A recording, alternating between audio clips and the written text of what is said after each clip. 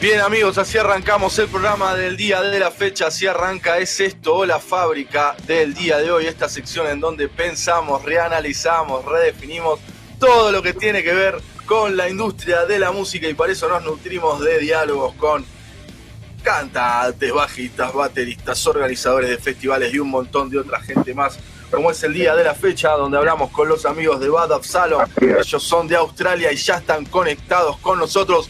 Hello, how are you, my friends? You hear me? Hi, hello, how are you? Hi. Hey, how's it going? Vamos. Perfect. Bueno, Raúl, esto es todo tuyo, papá. Sí. Dale, vas. Sí. We are going to start with the interview. Can you hear us okay? Everything is perfect. Okay, we are going to start. Please tell us your full name, where are you from, and how old are you? Well, I'm Jaden, born out in Camden, small country town, and I'm 25. I'm Jeremy, 30, and was born in Melbourne. Thierry, and 35, born in Peru. Okay, over 30. Perfect. Bueno, I'm going to make a little translation for the listeners, Spanish listeners, okay? Okay, perfect. Bueno, estamos hablando con gente de Melbourne, de todos lados, de Australia. We are really happy with Manu because we think that you are really rock and roll people. So we are really happy. Yes. Yes. Thank you. What is the time now in Australia? It is currently 1:58 a.m. on Christmas Eve. Perfect. Thanks for that. So tell us, which is your first memory of you listening to music?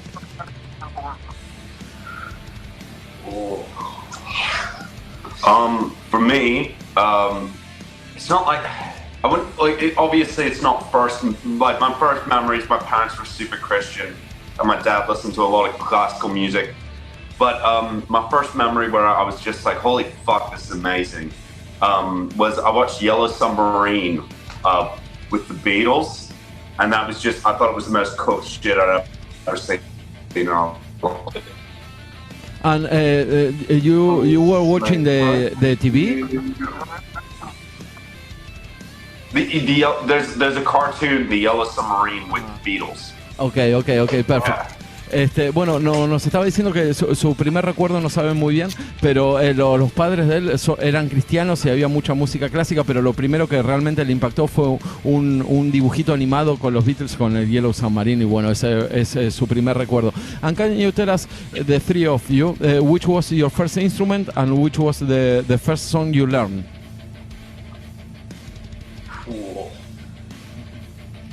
I remember I started out on guitar, and I think one of the first songs, just to get into the fluency of being able to get into strumming and finger positioning, was Nirvana's "Smells Like Teen Spirit." And it was just one of the most easiest things to come across to get your mindset of, I can progress with something easy and go further beyond that. Perfect. Me guitar as well, and I think like first proper song, Paramar from Prisioneros. What? Really? I'm from Peru, so. Okay. Wow. And the other? For me, it was Smells Like. No, it wasn't Smells Like Teen Spirit. Sorry, Sweet Dreams. Actually, Sweet Dreams. Yeah, that was the first one I learned. But from Marilyn Manson or the original? Yeah, from Marilyn Manson. Wow. Okay. Wow. Okay, perfect. Anda mi micrófono, Raúl, sí. Mi Google Meet no hace... Ahí hace. Está todo funcionando perfecto, Manu, muy bueno. Sí, hay como una historia del grunge. In Australia, you have a big influence from the grunge, maybe? Yeah. We've got a pretty good grunge scene, as well as like any formal type of metalcore and hard rock, especially with Australian bands like Parkway Drive and stuff like that. They've really pushed the music for us as well. Ok, nice. Bueno, sí, me estaban confirmando, Manu, Australia tiene el grunge, tiene mucha historia de grunge, y bueno, hay bandas como Parkway Drive que son muy grandes en Australia y están influenciados por eso, sí. And can you tell us, are there any places to study music for free in your region, or you have to pay to study music? Look, you can go right now. They're offering, so there's like college, which is TAFE here, and yeah, you can study music for free. If you're a citizen, but it's that's only just been since COVID. In general, so we got a thing called HEX debt here. So you go to university, you can study something, and then once you get a good enough job, you pay back the government. Okay. Perfecto. Bueno, ahí está el sistema australiano de estudio. Le pregunté si hay lugares para aprender música gratis. Dice que sí, en el college sí ahí se puede aprender gratis, pero después es la mayoría pago en las universidades. Uno se anota en las universidades y después, bueno, cuando consigue trabajo la tiene que pagar. Parecido al sistema chileno. And can you tell us how did Bad ABSALOM begin and why you put that name to the band? Okay, Bad ABSALOM began, it was actually me and two mates. I was traveling in Nepal, and like in Nepal, an ounce of weed cost $6. So we were high off our faces, like it's great. I don't know, this like little, like a glowworm thing, like we found this little bug, and it was like glowing in the dark. I don't know. It was so cool, and we thought we had discovered some completely new species. And then we started the band and called it Bad ABSALOM. But wait, really? You were traveling in Nepal? No, that is a joke. You were really? Yeah. This was like nearly like 9 years ago, 10 years ago. I was traveling in Nepal with two friends, and it was great. Really, wow. Bueno, le pregunté cómo empezó la banda y estaba viajando por el polo y dice, bueno, que había un montón de oscuridad y había cosas. Se están riendo, no sé si es verdad, debe ser verdad. Hace como 9 años dice que estaba viajando por el polo y en un momento de oscuridad estaba con unos amigos y decidieron armar la banda. Bueno, y le pusieron Bad ABSALOM. And why you name Bad ABSALOM? Debe estar cerca de allá. Claro, sí. ABSALOM is the caterpillar in Alice in Wonderland, which smokes from a hookah pipe. So, he's either smoking pot or he's smoking opium, who knows? Perfect, wow. Sí, tienen una cabeza, Manu. Le pregunté a Bad ABSALOM y bueno, eso es un personaje del País de las Maravillas y bueno, es el que siempre está fumando cosas y bueno, dice que ellos también les gusta fumar y todo ese tipo de cosas. Wow. In 2021, you released your first album, Bad ABSALOM. How was the recording process of the first album?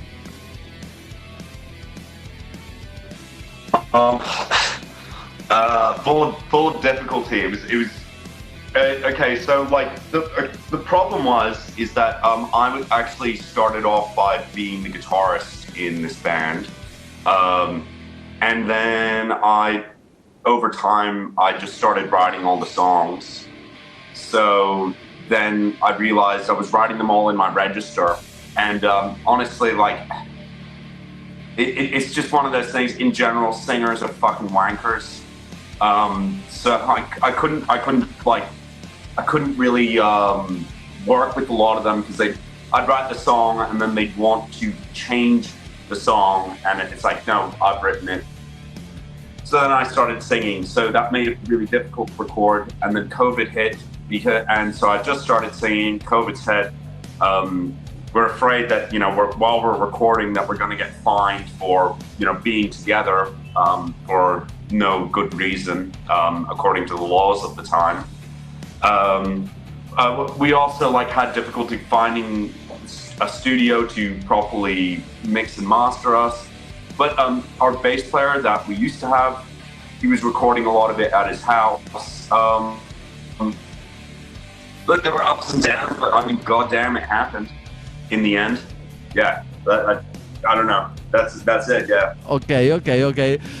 Bueno, le pregunté cómo fue el proceso de grabación y dice que tuvieron un montón de problemas. Que Jaden empezó a grabar la guitarra, él empezó a escribir canciones y tuvo un montón. Dice que los cantantes son horribles, que tienen problemas con los cantantes y que cada vez que conseguía un cantante no las cantaba como él quería. Bueno, y decidieron cambiar todo. Y aparte les pegó el COVID y parece que el COVID fue bastante fuerte en Australia, las restricciones, entonces tuvieron un montón de problemas, cambios de formaciones y todo, porque no sabían cómo juntarse, así que bueno, eso fue el problema de cómo de toda la grabación. Tuvieron un montón de problemas porque fue durante el COVID. And can you explain to us how was the final album cover, the cover of the album? Can you explain to us the album cover?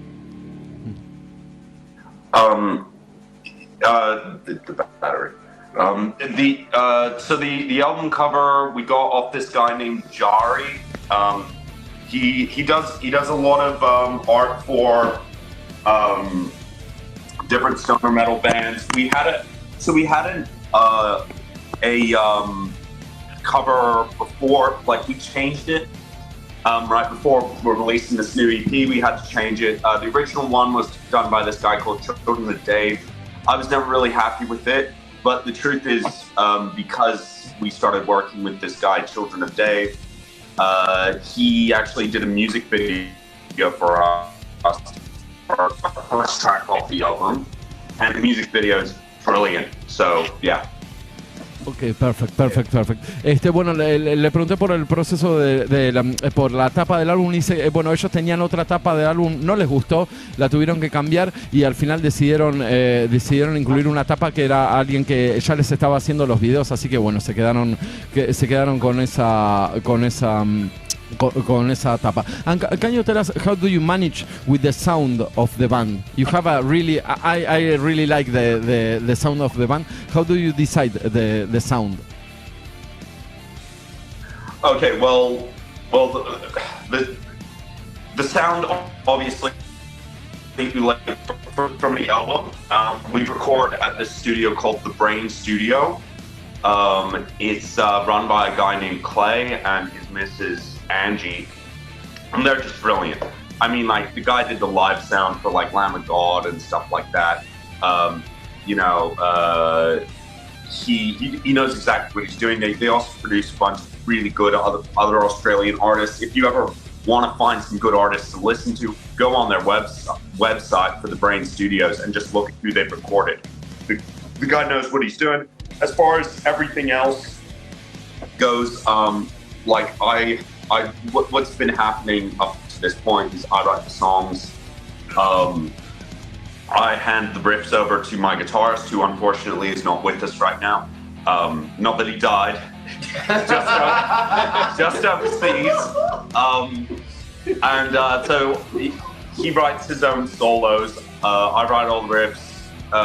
Jado will come up with his accompanying bass, generally that follows the guitar, and Terry will write the drums, and he'll, we'll all work on it together and then come up with sound we like. Wow. And you have, bueno, le pregunté por el proceso por el sonido y dice que él lo que generalmente tienen otro guitarrista que se dedica más que nada a hacer bases y riffs y solos, y bueno, que viene con una idea ya sí, terrible las declaraciones, meten un montón de mensajes en la línea terrible, y que dice, bueno, el guitarrista que hace los solos no está en este momento, pero está vivo, y que él trae una idea principal y después, bueno, le van metiendo distintas cosas. Do you have your own rehearsal room? Sorry? You have your own place to play? No, we have to rent a studio out. Like, Sydney rent prices have just gotten out of control, so like right now we're just sitting crammed in my little room in a boarding house. It's having your own house with your own space to rehearse. You either have to live you pretty much have to be super rich or live in the arse end of nowhere. Exactly, ahí está, perfecto. Bueno, les pregunté si ellos tenían su propio lugar y dice que no, que es muy difícil. Ellos están alquilando un lugar que tienen ingeniero de sonido, tienen todo ahí, pero dice que es muy difícil tener su propio lugar, salvo que seas gratis o vivas en las afueras, es muy difícil tener tu lugar. Y también estaban hablando, después lo voy a... I'm going to check Brian's studio to know the bands that you say to us. Thanks for that. Y bueno, también nos dijeron que ellos grabaron en un lugar que se llama Brian's Studio, que tiene un montón de otras bandas también. Sí. Clayton Segeloff y Angie Watson. Sí. Que tienen un montón de información y tienen un montón de grupos también. How do you define the Bad ABSALOM music? Sorry? How do you define define it? Yeah, it's more like a punchy grunge stoner rock. Yeah, I mean, look, the thing is we've got, like, at this point, I've written, I think, like 40 songs I'm happy with. We've only got a few of them recorded, unfortunately. Some of them are thrash metal, some of them are more stoner, some of them are more grunge, you know. It's all just rock music, you know. We don't want to just be like we're just a punk band or we're just a thrash metal band, because I find that boring in the live set. I want to hear diversity, you know, a little bit of it, you know. Perfect. I have the same opinion. You're a mix of punk and metal band. I like it. I really like that. Sí. Bueno, les estaba preguntando para que definan un poco la música, y dicen que es una mezcla de grunge, de punk y de metal, y que él tiene más de 14 canciones ya hechas, pero pudieron grabar pocas, y dicen que sí, es una mezcla de grunge, de metal, y lo que me estaba diciendo, que se aburren, o sea, no quieren ser de un género muy definido porque se aburren, y eso le parece también parecido a la hora de tocar en vivo, así que mezclan un poquito de todo. Manu, ¿tenés alguna pregunta para hacerles? Sobre el vivo, los australianos son conocidos en el mundo por tener muy buenos recitales en vivo. Te quiero preguntar cómo son sus vivos. Sí, Manu wants to know, because Australian band are known because you have a really live set, a really hard live set. Is that real? The what? The Australian band have a really hard heavy metal set, a strong live set. Is that real?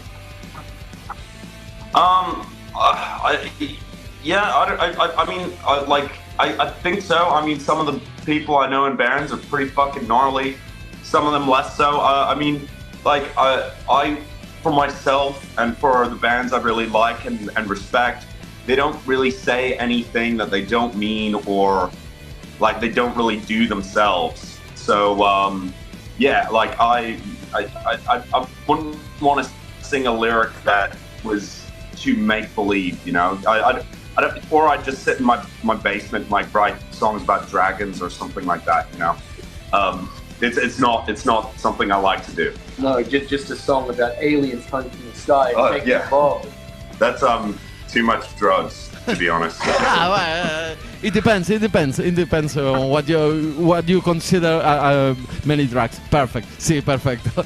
Bueno, lo que nos estaba diciendo, son muy rockeros, Manu. Lo que les estaba diciendo, que las bandas en Australia, lo que dicen que está muy bueno, que no, si dicen algo, lo hacen. O sea, que los amigos de las bandas, todo no hablan de más. Suelen hacer shows así impactantes, pero no hablan de más, y que tampoco les gusta demasiado a ellos particularmente escribir sobre dragones, sobre ese tipo de cosas. Escriben un poco de todo, salvo que hayan consumido muchas drogas.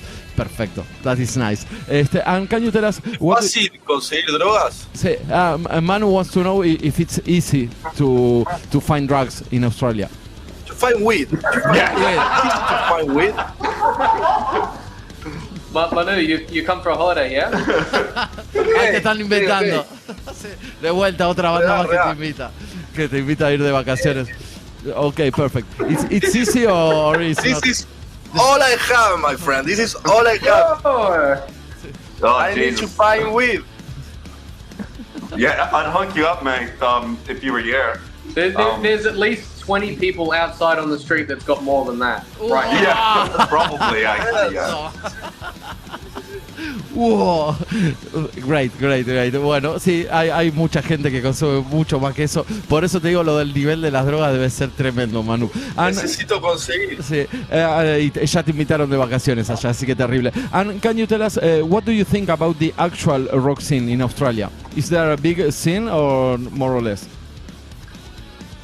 Depending on where you're really looking to find the music scene within Australia itself, Sydney does have a pretty good demographic for all kinds of bands, but most of the time larger places like Melbourne has a larger music scene than we do, but that's not really stopping any band that's in our local area from being able to push the boundaries to try and get playing in places. Do you want to translate that, or should I chime in? No, talk. It's okay. Okay. So one of the huge problems in Australia, it's not that there's tons of talented bands. There's tons of people who want to see the music. There's a few problems. Number one is back in the 80s, they brought in what you call pokey machines. So originally they're like gambling machines, the ones like slot machines. So they're firstly they're horrible thieves. Like the amount of money they actually give you for what you put in is it's criminal. The government loves them because they can tax them. They stick them in all the pubs, and for the pub owners, it's just like a cash cow. Then there's another thing, noise complaints. The police treat a noise complaint like it's a fucking criminal offense. So they'll actually harass venues till eventually the venues won't let bands play anymore because they're afraid of the cops showing up, slapping them with fines. There's those two problems. And then also just there's the problem of just venue owners being a bit too safe, and just not wanting to pay the bands. Like they think we do this because it's fun and we're passionate about it. But you got 4 blokes all coming in, bringing in their expensive gear, doing this. They got to get paid to pay for their rehearsal space, pay for everything. There's that. I can understand. I am living in Barcelona now, and we have more or less the same problems. The noise problem. Nobody can make any noise, and it's hard to make rock and roll music with that. I completely agree with that. Yes. Yeah. Sí. The noise is pretty fucking essential, right? Sí, nice. Manu, ahí metió otra cosa que yo nunca lo hablamos con las bandas en España en general. No sabes lo que es impresionante. Bueno, voy a hacer un poco de traducción. Lo que primero nos dijo el bajista, que sí, que bueno, Sydney es una ciudad muy grande que tiene festivales, Melbourne también, pero hay un montón de ciudades con un montón de grupos que no les importa nada y siguen tocando pese a todo. Y después lo que nos estaban comentando, que hay un problema muy grande porque, por ejemplo, en los bares hay máquinas, hay tragamonedas, y eso, como hay dinero y el gobierno deja que, porque le puede cobrar impuestos sobre eso, dejan que haya máquinas tragamonedas por todos los bares, entonces la gente es como que está en eso, no les importa que no ganen, están enviciados con las máquinas tragamonedas en Australia. Y después otra de las cosas que dijo, bueno, es lo del sonido. Manu, acá en España, en Barcelona, en el centro, están los bares con carteles gigantes que dicen no hagan ruido. No sabes lo que es, Manu. O sea, y aparte, por ejemplo, está prohibido fumar adentro de los... No, boludo, está prohibido fumar adentro. La gente sale a fumar, y si hay un grupo de gente fumando, hablando en voz alta, vienen los dueños o la policía y te dice que te calles. No sabes lo que es tremendo. Esto no lo habíamos hablado nunca. We never talk about the noise in the bar here, and in Barcelona we have the same problems. We have a big announcers, don't make sound. Sí. ¿Cómo se llama? The Paradise is Cancelled. Digo bien el nombre del EP. ¿Por qué se canceló el Paraíso? Le quiero preguntar, sí. A ver si hay alguna respuesta medio. Esto de una respuesta política no se lo diga. Vos preguntale nada más lo del coso. Sí. ¿Por qué está clausurado el Paraíso? Manu wants to know because your EP, the name is The Paradise is Cancelled. Why you put that name? Paradise is canceled. Why? Oh, where did I get that name? Why you put that name? Okay. Well, actually, okay. Well, honestly, there's like a cartoon my nieces and nephews used to watch called Gravity Falls, and it's a fucking hilarious cartoon. And yeah, it's just said by one of the characters at one point. But I'd written it down in a book, and then I went through a very depressing phase of life. All sorts of just everything in my life fell apart. Lost my job. You know, the whole COVID thing was coming in. Like everything had just fallen apart. Yeah, I mean, I wrote the lyrics for the song "Paradise is Canceled," and it's it's sort of trying to express how that felt, you know. Wow. And the COVID was hit really bad in Australia. It's not even that. It was the government lockdowns, and also homeless and shit, and like the government just they overreacted. They started like just pestering people over things like that were none of their business, you know, like marching into people's homes, you know, just disproportionate response to something which it did hit hard in nursing homes. Like, you know, if you were like 90, you know, in your 90s, like you didn't want to get COVID, but you know. Anyway, yeah, it's just with disproportionate response, and they really screwed up a lot of people's lives, and it felt like everything was just falling apart for everyone. Perfect. Ahí está. Yeah, we were talking with another bands from UK and Europe, and we think that there are bands after COVID and pre-COVID. It's like the COVID make like bands fall apart and or keep on growing, and you are the first band that say the same. So it's nice. How are things now? Are better? Oh no, they're way better. Like, but now everyone in the government is trying to pretend like nothing happened. Okay. Like, you know, and it's like, and starting like. Obviously, I don't want to get political. We're not a political band, but it is. It's okay. It's okay. They're just pretending like nothing happened. But you know, it's a lot better though. Everything's going back to normal, and people are a lot happier. Perfect. The same happened here in Spain. Bueno, es verdad lo que está diciendo. Manu le empezó a preguntar cómo fue lo del el nombre del EP y dice, bueno, ¿por qué sí? Que, por unos dibujitos que se llaman Gravity Falls, pero te ayudo por si no conocés los dibujitos animados. Exactamente. Que sí, son muy graciosos los Gravity Falls. Ahí está. Y bueno, el amigo escuchó esa frase y se enroscó por toda la coyuntura política y del COVID y que el gobierno zaraza.